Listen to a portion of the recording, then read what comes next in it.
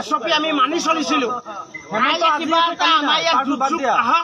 হেমন্ত বিশ্ব শৰ্মাই এছপি দিয়ক, আমি মানি চলিম।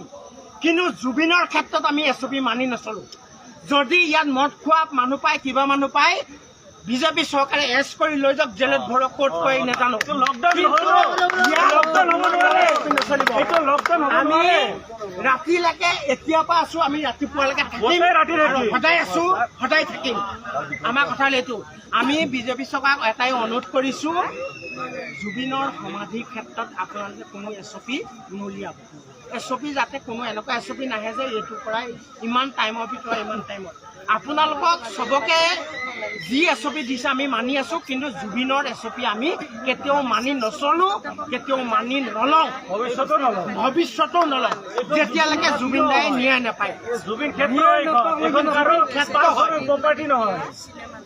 We want justice! Justice! Justice! We want justice! Justice! Justice! We want justice! Justice! Justice!